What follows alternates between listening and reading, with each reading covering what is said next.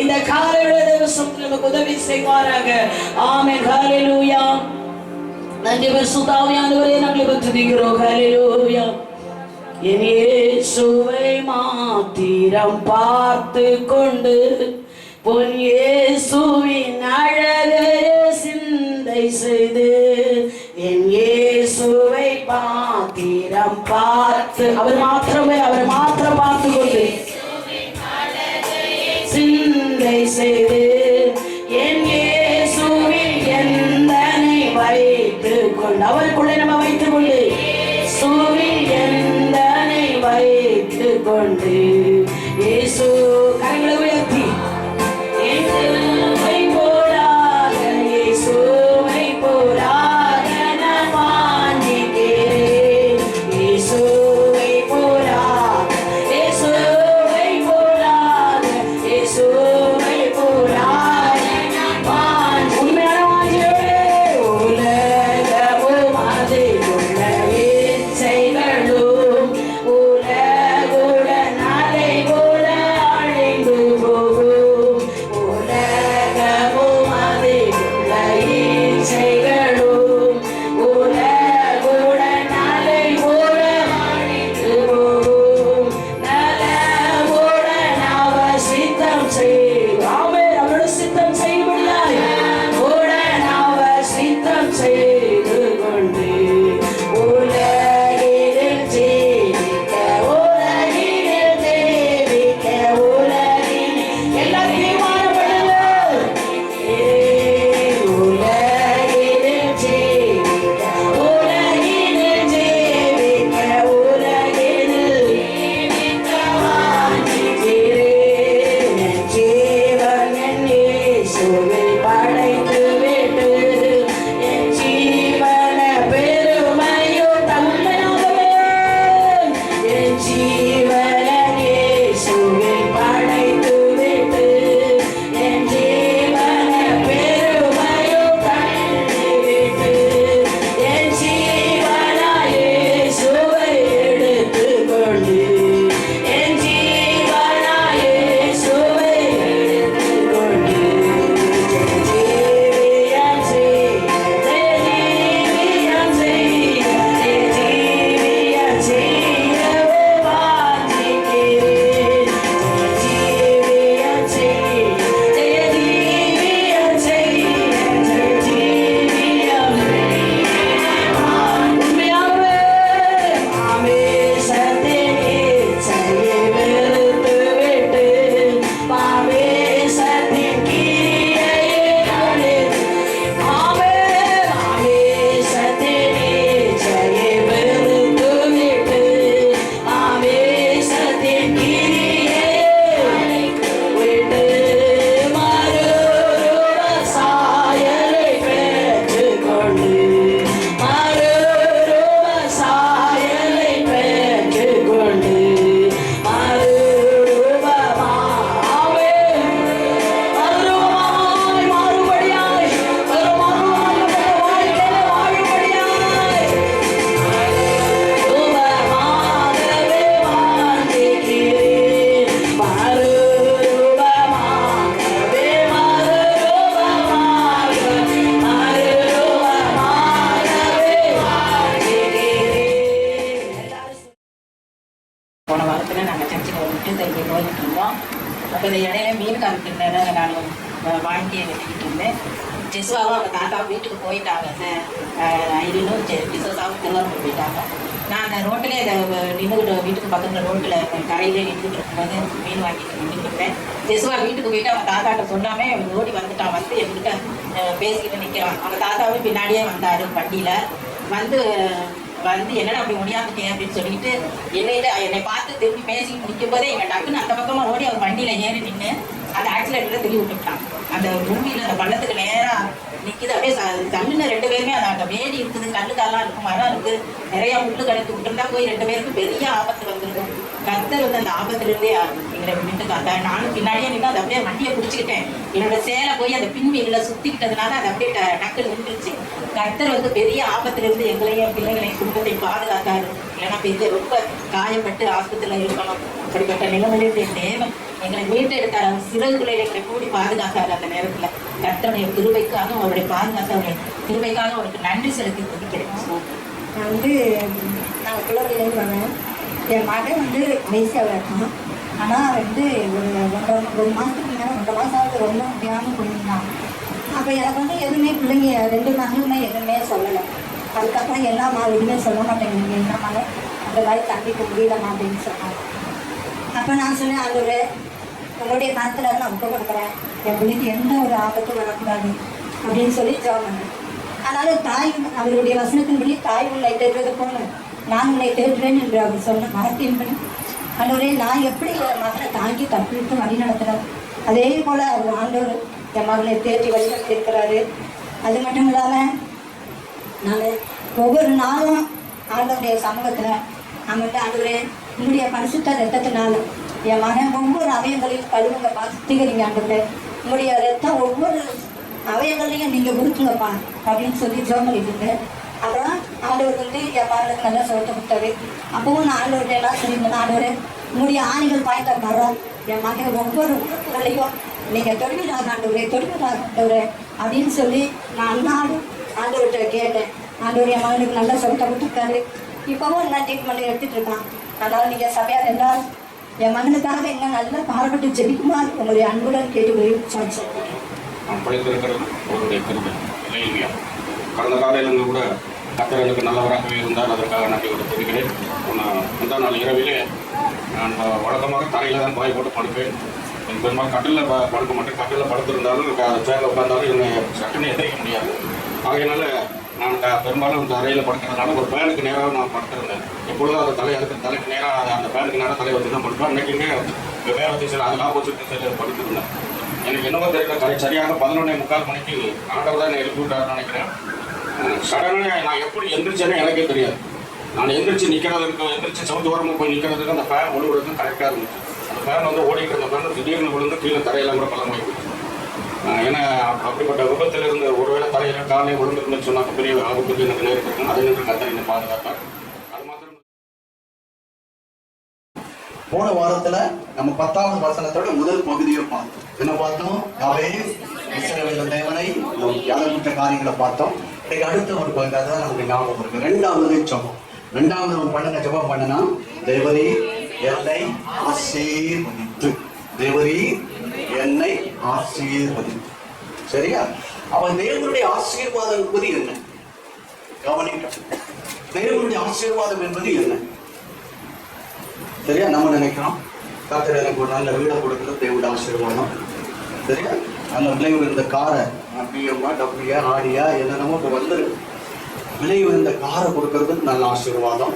எனக்கு கர்த்தர் பல கோடிகள் எனக்கு தரது என்னது? கர்த்தருடைய ஆசீர்வாதம் அப்படின்னு நம்ம நினைக்கிறோம். அது ஒருவேளை பிசிக்கல் ரீதியாக ஆசீர்வாதமாக இருந்தாலும் இங்கே சொல்லப்பட்டிருக்கிற ஆசீர்வாதம் உலகத்தோட சொத்தோ சுகமோ பொருளோ பணமோ வீடோ பங்களாவோ வசதியான வாழ்க்கையோ இங்கே சொல்லப்படவில்லை. புரிந்து கொள்றீங்களா? யாவே இஸ்ரவேலின் தேவனை நோக்கி பார்த்து சொல்றான், தேவரே என்னை ஆசீர்வதித்து. எனக்கு அன்பான கர்த்தருடைய பிள்ளைகளே, அப்படியானால் இங்கே சொல்லப்பட்டிருக்கிற தேவனுடைய ஆசீர்வாதம் என்பது என்ன? தேவனுடைய ஆசீர்வாதம் என்பது என்ன என்பதை நம்ம அறிந்து கொள்ள வேண்டும். நான் அந்த வேலையில் அதுல இவரை நான் கொண்டு வரேன், ஆபிரகாமை உங்க மத்தியில நான் கொண்டு வரேன். அந்த ஜெபத்துக்கு ஆதாரமா ஆபிரகாமை பார்த்து கர்த்தர் சொன்னார். ஆதியாகமம் 12ஆம் அதிகாரம் 1-2 வசனங்களை வாசியுங்கள். ஆபிரகாமை நோக்கி, நீ உன் தேசத்தையும் இனத்தையும் உன் தகப்பனுடைய வீட்டை விட்டு புறப்பட்டு நான் உனக்கு காண்பிக்கும் தேசத்துக்கு போ. சரியா? அடுத்த 2வது வசனம், கர்த்தர் ஆபிரகாமை பார்த்து சொல்றாரு, நான் உன்னை பெரிய ஜாதியாக்கி உன்னை ஆசீர்வதித்து உன் பெயரை பெருமைப்படுத்தும். நீ ஆசீர்வாதமாயிருக்க. 2 வார்த்தைகளை நான் உங்களுக்கு சொல்றேன். ஆண்டவர் சொல்றாரு, நான் உன்னை ஆசீர்வதித்து நீ ஆசீர்வாதமாய் இருப்பாய். சரியா? கர்த்தர் ஆபிரகாமை பார்த்து சொல்றாரு, நான் உன்னை ஆசீர்வதிப்பேன். நான் உன்னை ஆசீர்வதிப்பேன், நீ ஆசீர்வாதமாய் இருப்பான். இந்த வார்த்தை ஆண்டவர் கொடுக்கும்போது ஆபிரகாமுடைய பெயர் அங்க என்ன சொல்லப்பட்டிருக்கிறது? ஆபிரகாம். கவனிக்கிறீங்களா? ஆண்டவர் ஆபிரகாம் அப்படிப்பட்ட ஒரு பெயரோடு இருக்கும் போதுதான் கர்த்தர் அவரை பார்த்து சொன்னாரு, நான் உன்னை ஆசீர்வதிப்பேன், நீ ஆசீர்வாதமா இருப்பான். எத்தனை வயசுல இந்த வார்த்தையை சொன்னாரு? டக்குன்னு சொல்லுங்க. 75 வயசு. 75 வயசுல இப்ப 17ஆம் அதிகாரத்துக்கு வருவோம். ஆபிரகாமுக்கு 99 வயசாக இருக்கும் போது கர்த்தர் ஆபிரகாம் பார்த்து என்ன சொல்றாரு பாருங்க. ஆபிரகாம் 99 வயதான போது கர்த்தர் ஆபிரகாமுக்கு தரிசனமாகி நான் சர்வ வல்லமையுள்ள தேவன், நான் சர்வ வல்லமையுள்ள தேவன், நீ எனக்கு முன்பாக நடந்து கொண்டு உத்தமனாய். கர்த்தர் சொன்னாரு, நான் உன்னை ஆசீர்வதிப்பேன், நீ ஆசீர்வாதமாய் இருப்பான். 17ஆவது அதிகாரத்துல சொல்றாரு, 99 வயதுல நீ எனக்கு முன்பதாக என்ன செய்? நடந்து கொண்டு. யாருக்கு முன்னால நடக்கணும்? நம்ம விருப்பம் போல இல்ல, ஆண்டவருக்கு முன்னால நடந்து கொண்டு கர்த்தர் அவனை பார்த்து சொல்றாரு, நீ உத்தமனாய். அவங்க 99 வயது வரைக்கும் ஆபிரகாம் எந்த நிலைமையில வரல, உத்தமம் என்கிற நிலைமையில வரல என்பதை நம்ம அறிந்து கொள்ளணும். இல்லையா சொல்லுங்க, இல்லையா சொல்லுங்க. சில நேரங்கள்ல நம்ம சபைக்கு வந்து 1 மாதம் இல்ல 2 மாதம் இல்ல 5 மாதம் இல்ல 1 வருஷம் 2 வருஷம் வரும்போதே நம்ம நினைக்கிறோம், ஆண்டவர் என்ன ஆசீர்வதிக்கல, ஆண்டவர் என்ன செய்யல, ஆசீர்வதிக்கல. 99 வயதுல கர்த்தர் ஆபிரகாமை பார்த்து சொல்றாரு, நீ எனக்கு முன்னால நடந்து கொண்டு என்ன செய்? உத்தமனாய் இருன்னு சொல்லிட்டு கீழே உள்ள வசனங்களெல்லாம் படிக்கும் போது கர்த்தர் ஆசீர்வதிக்க முடியாத நேரம் வந்துச்சு. ஆமென் சொல்லுங்க, ஆமென் சொல்லுங்க, ஆமென் சொல்லுங்க. போன வாரம் நம்ம யாக்கோபுடைய பேரை கர்த்தர் மாத்தினார் என்பதை படிச்சோம். இதே போலதான் இந்த அதிகாரத்துல நீங்கள் நான் வரும்போது நீங்க வாசிங்க 5வது வசனத்தை, இனி முன்பு ஆபிரகாம் எனப்படாமல் நான் உன்னை திரளான ஜாதிகளுக்கு தகப்பனாக ஏற்படுத்தினபடியினால் ஆபிரகாம் எனப்படும். அப்ப ஆபிரகாம் என்கிற பெயரை இருந்த அந்த ஆபிரகாம கர்த்தர் என்னவா மாத்தினாரு? ஆபிரகாமா மாத்தினாரு. கவனியுங்கள், ஆபிரகாம் சொன்னா ஆபிரகாம் மேன்மை உணம், சரியா? ஆபிரகாம் என்றால் அநேக ஜாதிகளுக்கும் தேசங்களுக்கும் தகப்பன். இன்னும் ஆபிரகாம்னா ஒரு குடும்பத்துக்கு தான் தகப்பன். ஆபிரகாம் என்னது? ஆபிரகாம் என்னது? ஒரு குடும்பத்துக்கு தான் தகப்பன். ஆனா ஆபிரகாம் என்றால் தேசங்களுக்கு தகப்பன். இன்னைக்கு நீங்கள் நானும் சொல்றோமா? நீங்கள் நானும் சொல்றோமா? என்ன சொல்றோம்? ஆபிரகாமின் தேவன். ஆபிரகாமை பார்த்து எத்தனை பேர் பார்த்துருக்கீங்க? இன்னைக்கு ஒருவேளை பண்றதெல்லாம் போடுவாங்க, அது வந்து கற்பனை மூலமா அந்த படங்கள் எல்லாம் வருதுங்கிறது ஒண்ணு, சரியா? ஆனா இன்னைக்கு நீங்களும் நானும் நம்ம செபிக்கிறோம், ஆபிரகாமின் தேவனே தேசங்களுக்கு தகப்பனானாரா? தேசங்களுக்கு தகப்பனானாரா? கர்த்தர் அவனை ஆசீர்வதிக்க முன்பதாக எனக்கு அன்பானவர்களே, அவன் உத்தமனாய் நடந்தான். அவன் சொல்லுங்க, உத்தமனாய் நடந்தான். யாக்கோபு நிருபத்தில் இவரை பற்றி விதமாக சொல்லப்பட்டிருக்கிறது. 2வது அதிகாரம் 23ஆம் வசனம் வேகமாக வாசிங்க. யாக்கோபு 2:23. அப்படி ஆபிரகாம் தேவனை என்ன செஞ்சான்? விசுவாசித்தான். ஆபிரகாம் யாரு? தேவனை விசுவாசித்தான். தொடர்ந்து நீங்க படிக்கும் போதெல்லாம் கர்த்தர் அவன் அழைக்கும் போது 1 அடி நிலம் கூட இல்லை. அதை யார் சொல்ற? ஸ்தேவான் சொல்ற. அப்போஸ்தலர் 7 அதிகாரங்கள் 1 அடி நிலம் எல்லாரும் இருக்கும்போது கர்த்தர் யார் அழைச்சாரு? கர்த்தர் யார் அழைச்சாரு? ஆபிரகாம் ஆண்டவர் அழைச்சார். கர்த்தருக்கு மகிமை உண்டாகட்டும். அவன் பரதேசியாக தங்கி கொண்டிருந்த இடங்களில் சூழ்நிலையில கர்த்தர் அவனை அழைத்து அவன் தேவனை விசுவாசித்தான். அது அவனுக்கு நீதியாக எண்ணப்பட்டிருக்கிறது என்கிற வேத வாக்கியம் நிறைவேறிற்று. அவன் யாரு? அவன் யாரு? அவன் யாரு? தேவனுடைய சிநேகிதன். நீங்கள் நான் யாரு? எத்தனை பேர் சொல்ல முடியும்? பந்தரை கைப்பிடித்து சொல்லுங்க, நம்ம தேவனுடைய சிநேகிதனா? சிலருக்கு ஆண்டவருக்கு அவங்களுக்கு சம்பந்தமே இருக்கு. ஆண்டவரை பார்த்தாலே எதிரி மாதிரி பார்ப்பாங்க. ஆண்டவரை பார்த்தா எப்படி இருப்பாங்க? எனிமி. ஆண்டவர் யாரு உங்களுக்கு? எனிமி. ஆனா ஆபிரகாம், யாக்கோபு எழுதுறாரு, ஆபிரகாம் தேவனுடைய சிநேகிதன் எண்ணப்பட்டான். அல்லேலூயா சொல்லுங்க. ஆபிரகாம் தேவனுடைய சிநேகிதனாக இருந்ததுனாலதான் ஆண்டவர் இதை அழிக்க போனார். எதை அழிக்க போனாரு? சோதோம் போனார். சரியா? சோதம் குமாரம் அழிக்க போகும்போது கர்த்தர் சொல்றாரு, ஆபிரகாமுக்கு இதை நான் மறைப்பேனோ, அவர் பெரிய ஜாதி ஆக போகிறதுனாலும் அவனுடைய சிநேகிதனாக இருந்ததுனாலும் ஆண்டவர் ஆபிரகாமுக்கு நான் மறைப்பேனோ அப்படின்னா, சிநேகிதன்கிட்ட தான் எல்லா காரியங்களையும் வெளியே சொல்லுவோம். சிலர் மனைவி புருஷன்கிட்டயோ இந்த புருஷன் மனைவிட்ட சொல்ல மாட்டாங்க, நண்பன்கிட்ட சொல்லுவாங்க. தெரியுமா? உங்களுக்கெல்லாம் எப்படி தெரியும்? தெரியுமா? மனைவிட்ட புருஷன்கிட்ட நிறைய ரகசியங்களை சொல்ல மாட்டாங்க, நண்பனுக்கு தெரியும். சில நேரங்களில் நண்பன் ரகசியத்தை காக்கிற, சில நேரங்களில் நண்பன் உடச்சி விடும். அது மனுஷங்க பிரகாரத்தில் வந்தாங்க. ஆனா ஆபிரகாம் மனுஷனிடத்துல சிநேகமாய் இருக்கல, வேதம் சொல்லுகிறது அவன் தேவனிடத்துல சிநேகமாய் இருந்தான். அல்லேலூயா, அல்லேலூயா. அந்த ஆபிரகாமுக்கு தான் கர்த்தர் சொன்னாரு, நான் உன்னை ஆசீர்வதிப்பேன், நீ அநேகருக்கு ஆசீர்வாதமாய் இருப்பார். ஆமென் சொல்லுங்க, ஆமென் சொல்லுங்க. அதை வச்சுதான் ஆபேல் ஜெபிக்கிறான், தேவரீர் என்னை ஆசீர்வதியும். யோபு கொஞ்சம் முன்னால கொண்டு வந்து வைக்கிறேன். யோபு ஆசீர்வாதம் உள்ளவனா இருந்தானா? யோபு ஆசீர்வாதம் உள்ளவனா இருந்தானா? மனிதன் யோபுடைய ஆசீர்வாதத்தை பற்றி சொல்றான், வாசித்து பாருங்க. யோபு 1ஆம் அதிகாரம் 1-2 வசனங்கள்ல இந்த மனிதன் சொல்லுகிற காரியம் யோபு பத்தி. ஊர் தேசத்துல யோபு என்னும் பேர் கொண்ட ஒரு மனுஷன் இருந்தான். அந்த மனுஷன் அவன் யாரு? அந்த மனுஷன் உத்தமனும். ஆமா, நீங்க அந்த வார்த்தையை மட்டும் சொன்னாங்க. யோபு எப்படிப்பட்டவனா இருந்தான்? உத்தமன் யார் சொல்றது? யார் சொல்றது? குடும்பத்தில் உள்ளவங்க சொல்றாங்க. என் புருஷன் யாருங்க? நான் சொல்றவனே யோசித்தே இருக்கணும், உங்க புருஷன் உத்தமனா? மனைவி சொல்லணும், என் புருஷன் யார் சொல்லுவாங்களா? நீங்க இல்லாதப்போ உங்க மனைவி சிஸ்டர் உங்க புருஷன் எப்படின்னு கேட்டேன். அதை ஏன் கேட்கறீங்கப்பா? என்ன சொல்லணும்? என் புருஷன் புருஷன் சொல்லணும், என் மனைவி உத்தமி, உத்தமியே, மணவாளியே, இல்லையா? உத்தமின்னு சொன்னாங்க. ஆனா இங்க மற்றவங்க சொல்றாங்க, மனிதர்கள் சொல்லுகிறார்கள், யோபு எப்படிப்பட்டவன்? உத்தமன், சன்மார்க்கன், தேவனுக்கு பயந்தவன், பொல்லாப்புக்கு விலகிறவனா இருந்தான். அடுத்த வசனம், அவனுக்கு எத்தனை குமாரர்? 7 குமாரரும் 3 குமாரத்திகளும் பிறந்தார்கள். அடுத்து சொல்றது, 7,000 ஆடுகள், 3,000 ஒட்டகம், 500 ஏர்மாடு, 500 கழுதைகளும் இருந்தது மன்றி பணிவிடைக்காரரு இருந்தார்கள். கிழக்கத்தின் புத்தர் எல்லாரும் எப்படி இருந்தான்? யார் சொன்னா? மனுஷன் சொல்றான். யாரை பார்த்து?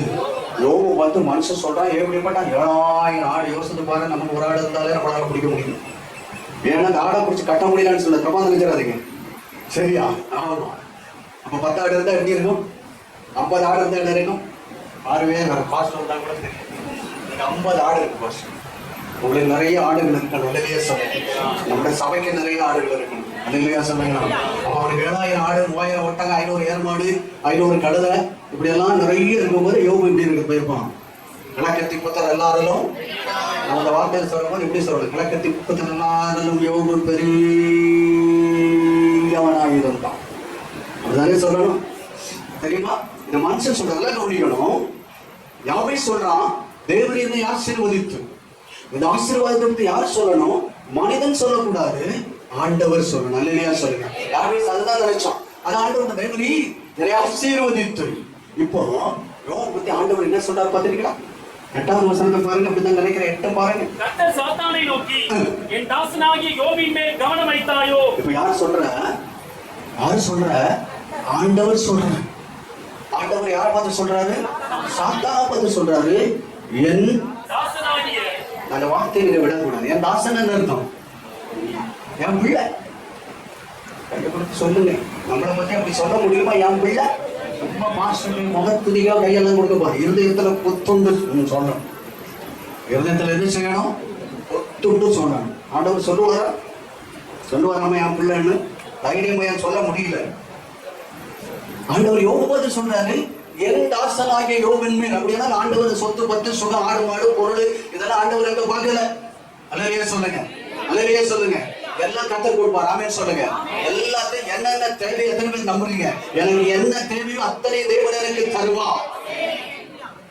உங்களுக்கு ஆண்டவர் உள்ள சேவைன்னு சொன்னா, நான் இன்னைக்கு உங்களுக்கு சொல்றேன், ஆண்டவர் தடை பண்ண மாட்டாரு, லேட் ஆகுவார். புரியுதா சொல்றது?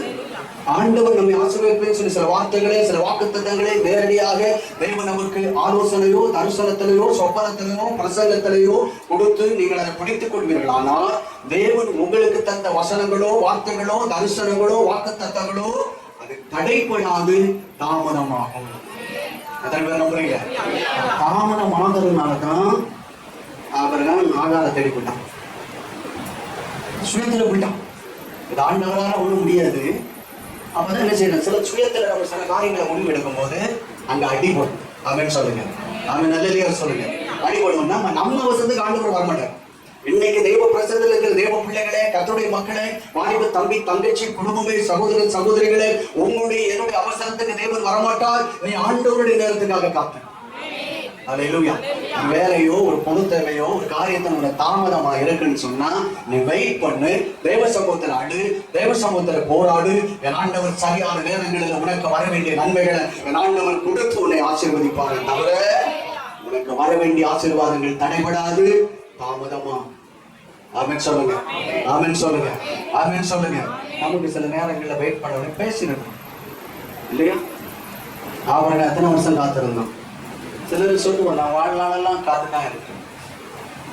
அவரை 25 வருஷம், நான் 50 வருஷம் காத்திருக்கிறேன் மாஸ்டர், நான் என்ன செய்ய முடியும்? அது அவர் தான் செய்யும். ஆமென் சொல்லுங்க, ஆமென் சொல்லுங்க. கர்த்தர் யார்கிட்ட கேட்கிறாரு? மனுஷன் சொன்னான் யோபு இப்படி எல்லாம் இருந்தான்னு சொன்னோம். ஆனா கர்த்தர் இப்போ சாத்தானை பார்த்து சொல்றாரு, ஆண்டவர் சொல்லுகிற வார்த்தையை கேட்கணும். என்ன சொல்றாரு? என் தாசனாகிய யோபின் மேல் கவனம் வைத்தாயோ உத்தமனும். அவன் யாரு? அவன் யாரு? சாத்தான் முன்னால ஆண்டவர் யோகம் பார்த்து சொன்னாரு, யோகம் எப்படிப்பட்டாங்க? அப்ப நீங்கள் நானும் கர்த்தர் நம்மளை பார்த்து சொல்லணும், என் மகன் என் மகன். அததான் யாபேஸ் ஜெபம். ஆண்டவரே ஆசீர்வாதம் என்ன அர்த்தம்? ஆண்டவரே நான் உத்தமனா இருக்கணும். நான் யாரா இருக்கணும்?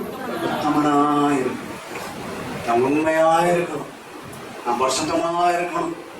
அதுதான் யாபேஸ் ஆண்டவரை ஜெபிச்சவர். நம்ம நினைக்கிற யாபேஸ் ஆண்டவரை நோக்கி தேவரே ஆசீர்வாதம் சொல்லும் போது, ஆண்டவரே நம்ம பார்த்து காரக்கூடும். எங்கேயாவது ஆண்டவர் சொல்லியிருக்காரு? பைபிள காட்டுங்க. நீ யார்கிட்ட வாப்பா, உனக்கு நான் 4 மணி வீட தருவேன் எங்கேயாவது சொல்லியிருக்காரா? சொல்லியிருக்காரா? சொல்லுங்க. நீ யார்கிட்ட வாப்பா, நான் 10 கோடியை தருவேன்னு கர்த்தர் எங்கேயாவது சொல்லியிருக்காரா? சொன்னாரா? சொன்னாருன்னா நீங்க சொல்லுங்க. நான் படிச்ச பைபிள் எங்கேயுமே இல்லை. ஒருவேளை நீங்க படிக்கிற பைபிள் அது இருந்திருக்கணும். இருக்கா? ஆண்டவர் என்ன சொல்றாரு? யோபை பத்தி. யோபு யாரு? உங்களை பத்தி சொல்ல முடியுமா? உங்களை பத்தி இன்னைக்கு பாட்டுல அந்த கடைசி வரை எதிர்த்து அந்த வார்த்தை அழகா சொல்லுது, பொன்முகத்தை ஏழையால் பார்க்க மட்டும் பரிசுத்தமா என்ன செய்யணும்? எத்தனை பேருக்கு இந்த விருப்பம்? ஆண்டவரோட முகத்தை பார்க்கிற வரைக்கும் இந்த பூமியில நான் எப்படி இருக்கணும்? இருக்க முடியுமா? அல்லேலூயா, அல்லேலூயா. ஆண்டவரோட முகத்தை பார்க்கிற வரைக்கும் இந்த பூமியில நான் எப்படி இருக்கணும்? அப்படி பரிசுத்தமா இருந்தாதான் முகம் பார்க்க முடியும். இல்லைன்னா அந்த முகம் உனக்கு மறைஞ்சிடும். முகம் என்ன செஞ்சிடும்? மறைஞ்சிடும். முகம் மறைஞ்சிடும். சரியா? உத்தமனும் சன்மார்க்கன் அர்த்தம் உலக பிரகாரமான எந்த காரியத்திலும் அவன் தப்பு செய்கிறவன் அல்ல. நம்மளை விட இந்த பூமியில சன்மார்க்கர் நிறைய பேர் வாழ்றாங்க தெரியுமா? வீடு செய்யறது இல்லை, வஸ்திரம் போடுறது இல்லை, யாருக்கு துரோகம் பண்றது இல்லை, எத்தனை பேருக்கு நன்மை செய்வாங்க. அதனால அந்த நீதிமான் வேதம் சொல்லல, ஆண்டவர் சொல்றாரு, தேவன் சன்மார்க்கனின் துன்மார்க்கனை நியாயம் தீர்ப்பார். சன்மார்க்கனுக்கு என்ன உண்டு? பரிசுத்தமா வாழ்றவங்களுக்கு எல்லாம் அப்படிப்பட்ட என்ன சொல்றது நரகம் அப்படின்றதெல்லாம் இல்லைன்னு நான் உங்களுக்கு சொல்றேன். கதை சொல்ற சன்மார்க்கணும். யாரு சொல்றான்? யாரு சொல்ற சாட்சி? யோபை பத்தி மனுஷன் அப்படி சொன்னா, ஆனா ஆண்டவன் இதை சொல்லிட்டு சொல்றாரு, அவன் தேவனுக்கு பயந்தவனும் அவனை போல பூமியில கர்த்தர் கொடுக்கிற ஒரு சாட்சி. ஆண்டவர் ஆசீர்வாதிக்கிற ஒரு சாட்சி என்னது? எந்த ஆசீர்வாதம்? எத்தனை பேர் ஆமென் சொல்றீங்க? எத்தனை பேர் ஆமென் சொல்றீங்க? சில வார்த்தைகளை சொல்லி நம்ம கொஞ்சம் முடிச்சுட்டு வந்துடுறேன். இயேசுவோடு கூட 12 சீசர்கள் அவரை பின்பற்றினார். எத்தனை பேர் பின்பற்றினாங்க? சந்தேகமா? நம்ம யாரை பின்பற்றோம்? யாரை பின்பற்றணும்? ஆமா, இயேசு நமக்கு யாரு? குரு. இயேசு நமக்கு யாரு? குரு தானே. சிலர் இயேசு அடிமையா வைப்பாங்க. இயேசு யாரு நமக்கு? இயேசு நமக்கு யாரு? ஆமா, குரு. ஆண்டவர் என்ன வாங்கிட கூடாது, வேலைக்கார மாதிரி நினைக்காதீங்க. ஏசு நமக்கு என்ன இல்லை? ஆண்டவரே நெல்லும் ஆண்டவரே, ஆண்டவரே படும் ஆண்டவரே, ஆண்டவரே போகும் ஆண்டவரே, ஆண்டவரே துப்பாக்கி விடும் ஆண்டவரே, ஆண்டவரே அவனை சீலை நடக்கிறார். இப்படிதான் நம்ம ஆண்டவரை வச்சிருக்கோம். ஆண்டவர் என்ன நம்மளை பார்த்து கேட்கிறாரு, நீ உத்தமனா, நீ சன்மார்க்கனா, தீமைக்கு விளங்குறியா, எனக்கு பயப்படுறியா? என்ன பார்த்து கர்த்தர் கேட்டா என்ன சொல்லுவோம்? என்ன சொல்லுவோம்? கர்த்தருக்கு பயப்படுறோமா? உன் மனைவி பிள்ளை சாட்சி சொல்லுமா? எங்க அப்பா கர்த்தருக்கு பயப்படுறது, எங்க அம்மா கர்த்தருக்கு பயப்படுறது. நான் சொல்றேன், என் பிள்ளைகள் சொல்லும், என் பிள்ளைகள் சொல்லுங்க, எங்க அப்பா யாருக்கு பயப்படுவாரு? ஆமா, வீட்டுல யாருக்கு பயப்படுறாரு இல்லையோ, யாருக்கு பயப்படுவாரு? அதனால தப்பா நினைச்சு மனைவி பிள்ளைகள் பயப்படுன்னு நினைச்சிடாதீங்க. சிரிப்புக்காக இந்த வார்த்தைகளை கொண்டு வா. கர்த்தருக்கு ஸ்தோத்திரம், அல்லேலூயா சொல்லுங்க. யார் சொல்லணும்? ஆண்டவர் சொல்லணும். என் பிள்ளை செல்வகுமார், மணிகண்டன், செல்வராஜ், ராஜேஸ்வரன் இல்லையா, இவங்களை யாருக்கு பயப்படான்னு யார் சொல்லணும்? சொல்லணும். அல்லேலூயா சொல்லுங்க. அதுதான் யாபேஸ் ஜெபம் பண்ணனா, ஆண்டவரே என்னை ஆசீர்வதின்னு சொல்லி அவன் என்ன சொன்ன? ஆண்டவரே நான் உமக்கு பயந்து நடக்கணும்பா, அந்த ஆசீர்வாதம் தான் எனக்கு முக்கியம். அல்லேலூயா சொல்லுங்க, அல்லேலூயா சொல்லுங்க. நான் உத்தமனா வாழணும்பா, அந்த உலகத்துல உண்மையா வாழணும்பா, நான் உனக்கு பிரியமா வாழணும்பா, நான் உனக்கு பற்றி கொள்ளணும்பா, அந்த ஆசீர்வாதம் தான் எனக்கு தான். யாரு கேட்டா? இந்த பசங்கத்தை நீங்க முன்னாடி எப்படி கேட்டீங்களோ தெரியல. சிலர் சொல்லுவாங்க, கர்த்தர் உன்னை வாழாக்காமல் தலையாக்குமா. யாபேஸ் ஜெபத்தை வச்சு கர்த்தர் என்ன செய்வாரு? யாபேஸ் ஆசீர்வதிச்ச கர்த்தர் உன்னை என்ன செய்ய மாட்டாரு? வாழாக்காமல் தலையாக்குமா. அந்த வசனத்தோட மேற்பகுதி படிச்சு பார்த்தீங்கன்னா எடுங்க டக்குன்னு எனக்கு எப்போது ஆவியானவர் அதை உணர்த்துறாரு. உங்களுடைய எத்தனை பேர் அப்படி நினைச்சிட்டு இருக்கிறீங்களோ தெரியல. அந்த 28ஆம் அதிகாரம் மன்னிக்கணும், உபாகமத்தின் புஸ்தகம் 28ஆம் அதிகாரத்தினுடைய அந்த 14வது வசனம் தான் நினைக்கிறேன். கொஞ்சம் பாருங்க. அங்க என்ன பண்றது? கீழே வந்துருது. என்ன வந்துருது? கர்த்தர் உன்னை, கர்த்தர் உன்னை. நம்ம அது மட்டும்தான் ஞாபகம் இருக்கும். எது மட்டும் ஞாபகம் இருக்கும்? கர்த்தர் உன்னை வாழாக்காமல் தலையாக்குவான், நீ கீழாகாமல். ஹலோ, அந்த 14ஆம் வசனம் முதல்ல படிச்சு பாருங்க. என்று நான் உனக்கு விதிக்கிறேன், உன் தேவனாகிய கர்த்தரின் கட்டளைகளை கைக்கொள்ளவும் அவைகளின்படி நடக்கவும் அவர்களை செவி கொடுத்து வந்தா. சரியா? நீங்க வசனத்தை வாய்க்கும்போது முழு வசனத்தையும் படிக்கணும். முழு வசனம் என்ன செய்யணும்? கர்த்தர் உன்னை வாழாக்காமல் தலையாக்குவான், உன்னை கீழே எப்பவும் கீழப்படாமல் மேல தூக்குவார். நீ அவருடைய வார்த்தைக்கு செவி கொடுக்கணும், கட்டளைகளை கை கொள்ளணும். அவைகளின்படி நடந்தால் நான் உன்னை வாழாக்காமல் தந்தான். நம்ம என்ன செய்வோம்? அதை ரப்பர் வச்சு அடிச்சிடும். நல்ல வேலை பைபிள் அடிக்கக்கூடிய ரப்பர் வரல. வந்துச்சுன்னா எத்தனை பேருடைய பைபிள் வசனத்துல பேஜே இருக்காது. நான் வந்தா கேட்பேன், பாஸ்டர் ஏன் பைபிள் அது இல்லாம? நம்ம ஆண்டவர் சகோதரர் உள்ள தேவனதான். அதனால பைபிள் வசனத்துல எந்த பொம்பனாலும் அழிக்கவும் அழிப்புன்னு சொன்னவங்க அழிஞ்சு போயிட்டான். இல்லையா சொல்லுங்க, இல்லையா சொல்லுங்க. அழிஞ்சு போறேன்னு சொன்னா அழிஞ்சு போயிட்டான். ஆனா வேற என்ன செய்ய முடியல. நான் உங்களுக்கு சொல்லுவேன், வாழ்க்கைகளுடைய அவன் இருந்த காலங்களில் சொல்லுவான், இன்னும் குறிப்பிட்ட வருஷத்துல இந்த பைபிள் இல்லாதபடி நான் மாற்றுவேன். என்ன சொன்னா? இன்னும் குறிப்பிட்ட காலத்துல பைபிளே இல்லாதபடி நான் மாற்றிடுவேன்னா. நாட்கள் சென்றது, வாழ்க்கை செது போயிட்டான். வாழ்க்கையோட வீடுதான் ஜெனிவா வேதாகம சங்கம் அதை எடுத்து அதைதான் பைபிள் பிரிண்ட் ஆகும். அல்லேலூயா சொல்லுங்க. எவன் கர்த்தருக்கு விரோதமாய் செயல்படுறான் அவன் தான் கர்த்தர் ஓட்டாச்சு நோரிக்கு அவனை கொண்டுதான் மகிமையான காரியங்கள். அதனால ஒரு நாளும் பைபிளுக்கோ ஆண்டவருக்கோ விரோதமா செயல்படாதீங்க. ஆமென் சொல்லுங்க. இப்ப நான் வந்தது நம்மளை வாழாக்காம தலையாக்காம இருக்கணும்னா ஆண்டவருக்கு உண்மை இருக்கணும். அல்லேலூயா சொல்லுங்க. ஆண்டவருக்கு உத்தமமா இருக்கணும், ஆண்டவருக்கு பயந்து நடக்கணும், ஆண்டவருக்கு பிரியமா இருக்கணும். அவரோட முகத்தை பார்க்கிற வரைக்கும் நான் எப்படி இருக்கணும்? வருஷமா இருக்கணும். இப்ப ஆண்டவரை பின்பற்றினாங்க 12 சீசர்கள். ஆண்டவருடைய பிரசங்கம் பயங்கரமா இருக்கு. தெரியுமா உங்களுக்கு? ஆண்டவரே உடனே நான் பேசுறப்ப நான் யோசிப்பேன், தப்பா நினைப்பாங்களோ. ஆண்டவர் அதெல்லாம் பார்க்க மாட்டேன். தெரியுமா? ஆமா, அதே தான் யாருக்கு யோவான் ஸ்நானங்க. யோவான் ஸ்நானங்க எப்படி பிரசங்கம் பண்ணான்? குணாசிஸ்டரை பார்த்து பெரிய பாம்பு குட்டியடை எப்படி இருக்கும்? தப்பா நினைக்காதீங்க. சரியா? உங்களை பார்த்து விரியன் பாம்பு குட்டிகளே, அடுத்த வாரம் வருவீங்களா? விரியன் பாம்பு மாதிரியே இருக்கிற பாம்புல ரொம்ப மோசமான பாம்பு விரியன் பாம்பு. எப்படி தெரியும்? தெரியுமா உங்களுக்கு? நல்ல பாம்பு கூட ஓடிடணும். விரியன் பாம்பு எப்படி வரல அதான் சொல்றேன். விரியன் பாம்பு குட்டியை எப்படி கொத்துவானே எனக்கு தெரியல. இப்படி எல்லாம் சொல்லிட்டு நியாயசாஸ்திரி பரிசுத்தர் இவர்களை பார்த்து வெள்ளை அடிக்கப்பட்ட கல்லறையே, வெள்ளை சொல்லியமா நிக்கணும். என்ன பார்த்து வெள்ளை அடிக்கப்பட்ட கல்லறைன்னா எப்படி இருக்கும்? கல்லறை இப்பதான் யாருடைய பிரசங்கம்? யாருடைய பிரசங்கம்? இயேசுநாதருடைய பிரசங்கம். வெள்ளை அடிக்கப்பட்ட கல்லறையே, நீ வெளியில நாரிட்டு கிடக்கிற மன்னிக்கணும், உள்ள நாறுத வெளியெல்லாம் எப்படி ஒரு மேக்கப். இன்னைக்கு இளம் தலைமுறைகளுக்கெல்லாம் மேக்கப் ரொம்ப பெரிய போச்சு. வசனம் தெரியுதோ இல்லையோ எல்லாம் எனக்கு வருது. 24 மணி நேரம் கண்ணாடி. ஸ்கூலுக்கு போகும்போதெல்லாம் கொண்டு போகிறாங்களாம் தெரியல. ஸ்கூலுக்கு போகும்போதெல்லாம் கண்ணாடி போகுதம்மா கண்ணாடி ஸ்கூலுக்கெல்லாம் கண்ணாடி கொண்டு போறீங்களா? உங்களை நான் சொல்லவே மாட்டேன். அப்போ இங்க வசனத்துல சொல்ல 12 பேர் ஆண்டவரை பின்பற்றும் போது பாத்தீங்கன்னா குறிப்பிட்ட வசனத்தை மட்டும் வாசத்தை முடிச்சாங்க. மத்த எழுதுன சுவிசேஷம் எடுங்க. மத்த எழுதுன சுவிசேஷம் கர்த்தருக்கு மகிமை உண்டாகட்டும். 19ஆம் அதிகாரம் 26 இயேசு அவர்களை பார்த்து மனுஷரால் இது கூடாததுதான் தேவனாலே எல்லாம் கூடும் என்றார். சரி, இப்ப ஆண்டவர் மேல பிரசங்கம் பண்ணிட்டே வரேன். இயேசுவோட சிஸ்டர்ட்ட கேட்டேன். நிறைய காரியங்கள் படிக்கிற நேரம் இல்ல. அடுத்த வசனம். அப்பொழுது பேதுரு அவரை நோக்கி, பேதுருக்கு எப்பவுமே ஒரு ஸ்பீட். சிலருக்கு எப்பவுமே பாத்தீங்கன்னா இந்த ஆவிக்குரிய ஸ்பீடா இருப்பாங்க. நல்லது கெட்டதும் ஆபீஸ்க்குள்ள எப்படி இருப்பாங்க? ரொம்ப ஸ்பீடு. பாஸ்டே சொல்லுவோம், பாஸ்டர் இன்னைக்கு நீங்க ஜெபம் பண்ணல, பாஸ்டர் இன்னைக்கு நீங்க சரியில்லை, அப்புறம் என்னைக்குதான் நான் சரியாகும் இல்லையா?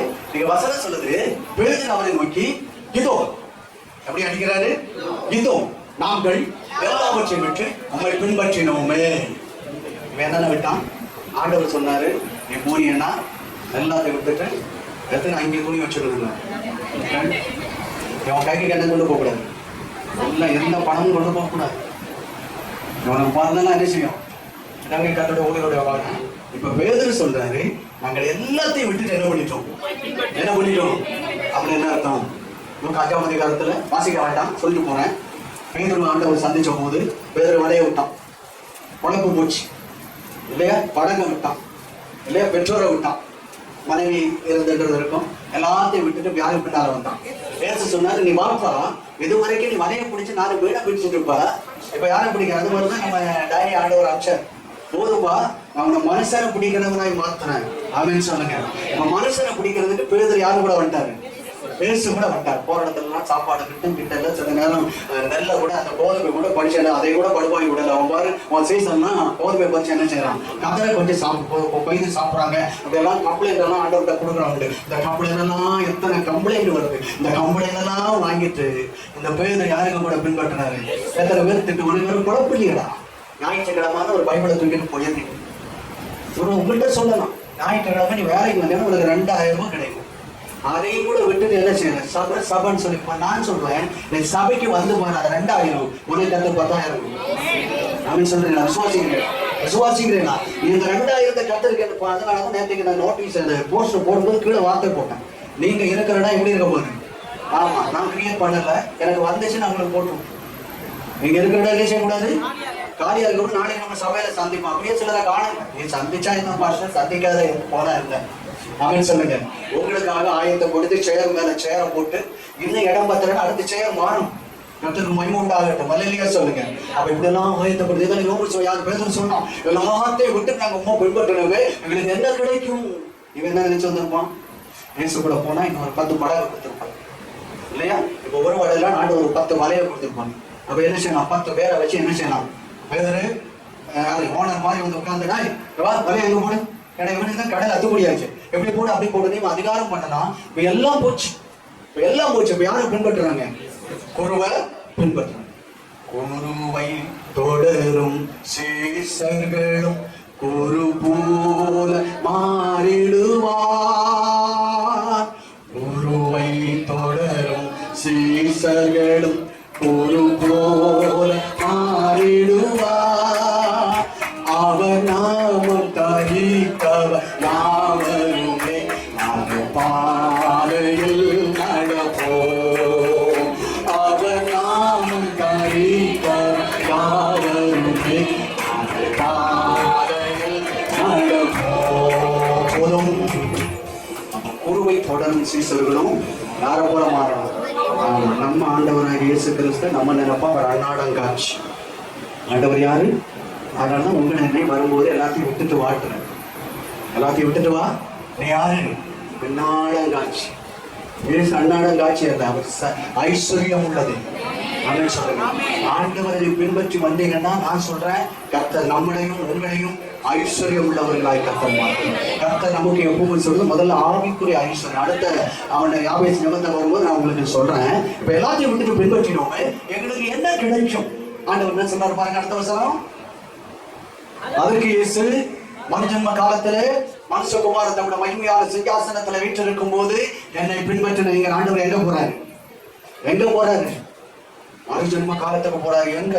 பகவத்தை குறித்து பேசுறாரு. ஆண்டவர் என்ன பேசுறாரு? நீ இங்க என்கிட்ட ஏதாவது கிடைக்கணும் வந்தியப்பா, நான் உனக்கு சொல்றேன், நீ எல்லாத்தையும் விட்டு, உன் பாவத்தை விட்டு, உன் காரியத்தை விட்டு, இதெல்லாம் எனக்கு வேணாம், என் இயேசு போதுமே. வந்ததுனால ஆண்டவர் சொல்றாரு, மறுஜன்ம காலத்துல நான் என்ன செய்வேன்? சிங்காசனத்தின் மேல வீற்றிருக்கும் போது என்னை பின்பற்ற நீங்களும் இஸ்ரவேல் 12 கோட்டங்களை ஆய்ந்திருக்கிறவர்களாக 12 சிங்காசனத்தின் மேல வீற்றிருப்பீர்கள் என்று மெய்யாகவே சொல்லுகிறேன் என்று சொல்லி அடுத்த வசனத்துல பிள்ளைகள் உள்பட்ட ஒரு அர்ப்பணிப்பு செஞ்சுக்கிறதுனாலதான் இன்னைக்கு நமக்கெல்லாம் ஒரு சௌகரியமா இருக்கு. அவன் சொல்லுங்க, நம்ம வாலிப தம்பிமார்கள் அந்த அர்ப்பணிப்பு வரணுங்க. எங்கேயோ ஃப்ரெண்ட்ஸோட ஊதாரித்தனமா சுத்தி கொண்டு இருக்கிறது அல்ல. சபையில நீ இருந்து பாரு, கர்த்தருக்கு ஸ்தோத்திரம். சபையில ஒரு நேரத்தை கொண்டு கர்த்தருக்கு ஸ்தோத்திரம் செஞ்சு பாரு. தேவ பிள்ளைய கர்த்தருடைய எதிர்காலத்தை மகிமையா கர்த்தர் ஆசீர்வதிப்பார். எழுதி வைங்க. உங்க பிள்ளைகளுடைய எதிர்காலம் மகிமையா இருப்பதற்கு ரகசியம் சபை வேலையை பணிவிடைக்காக அவங்களை அனுப்புங்க. கர்த்தருக்கு மகிமை உண்டாகட்டும். ஆண்டவருக்காக இழந்தவர் எவரும் அவர் நஷ்டப்பட்டதில்லை. ராஜ்ய மேன்மைக்காக எதெல்லாம் செய்தார்களோ அதற்கெல்லாம் தேவன் மேன்மையை கொடுக்கிறார். அல்லேலூயா. ஆண்டவர் சொன்னாரு, என்ன நிமித்தம் வீட்டையாவது, சகோதரனையாவது, சகோதரிகளையாவது, தகப்பனையாவது, தாயையாவது, மனைவியாவது, பிள்ளைகளையாவது, நிலங்களையாவது விட்டவன் எவனோ. அடுத்த வாரம் வந்து சொல்லணும், ஒருத்தர் எங்களுக்கு இல்ல பாஸ்டர். மனைவியோ மகளோ பிள்ளையோ புருஷனோ சமைக்கிற பிரச்சனை இல்ல, எந்த இது இல்ல. அடுத்த நிலம் கொண்டு என்ன செஞ்சிடணும்? எல்லா பத்திரமும் வந்துடணும். இப்படின்னு கத்தரங்க சொல்லல. அப்படின்னு சொல்லுங்க. என்ன செய், இது எல்லாத்தையும் கேட்கணும், இயேசுவை மட்டும் நேசு. அவனுக்கு அதான் கத்தரங்க சொன்னாங்க.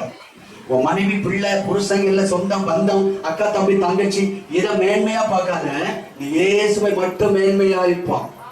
அல்லேலூயா. அத சொல்றாரு, இது எல்லாத்தையும் விட்டவன் எவனோ அவன் நூறத்தனையாய். அப்படின்னு என்ன அர்த்தம்? உலகத்துல உனக்கு வேண்டிய எல்லா ஆசீர்வாதங்களையும் கர்த்தர் கொடுப்பான்.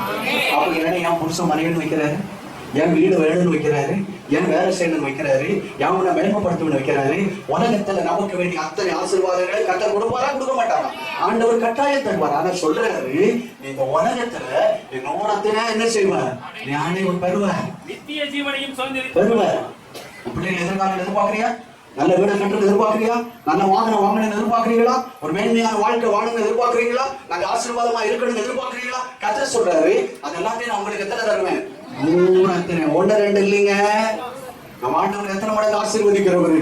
100 மடங்கு ஆசீர்வதி சொல்றாரு. நித்திய ஜீவனையும் சுதந்திரித்துக் கொள்வாய். கரங்களை தட்டி கர்த்தருக்கு மகிமைப்படுத்தலாங்க. கரங்களை தட்டி ஆண்டவருக்கு மகிமை உண்டாகட்டும். கர்த்தருக்காக நீங்க ஆண்டவரை மேன்மைப்படுத்தி நீங்க வரும்போது தேவன் உங்களுக்காக எல்லாவற்றையும் கொடுப்பார். ஆமென். சரீர சுகங்களை கொடுப்பான், பிள்ளைகளுடைய எதிர்காலங்களை பொறுப்படுப்பார், உடைய புருஷனுடைய வேலை ஆசீர்வாதங்களை கொடுப்பான், உடைய கடன் பிரச்சனைகளை கர்த்தர் மாற்றுவார், எதிர்பார்க்கிற நன்மைகளை கர்த்தர் கொடுப்பார். ஏன் சொன்ன கர்த்தர் சொல்றாரு, ஆண்டவருக்காக இழந்தவர்கள் எவரும் நஷ்டப்பட்டு போனதே கிடையாது. அல்லேலூயா. கர்த்தர் சொல்றாரு, 100 அப்படின்னு என்ன அர்த்தம்? இந்த உலகத்துல உனக்கு 100 மடங்கு நான் ஆசீர்வாதத்தை கொடுப்பேன். அல்லேலூயா. அல்லேலூயா. நீ என்ன செய்? நித்திய ஜீவனை உனக்கு தருவேன்.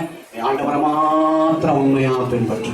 அந்த ஜபத்தை தான் யாவை செபத்தான், எவரே ஆசீர்வதிப்பு. அல்லேலூயா சொல்லுங்க, அல்லேலூயா சொல்லுங்க. ஜெப உதவிக்கு போதகர் A.G. பால், பிலதெல்பியா பரிசுத்த சபை, சுப்பிரமணியபுரம், திருச்சி. அலைபேசி எண் 9244605832. போதகர் P. ஞானதாஸ், பிலதெல்பியா பரிசுத்த சபை, குமரேசபுரம், திருச்சி. அலைபேசி எண் 9345104097. ஆண்டவராகிய இயேசு கிறிஸ்து தாமே உங்களை ஆசீர்வதிப்பாராக. நமது சேனலை சப்ஸ்கிரைப் செய்ய மறக்காதீங்க.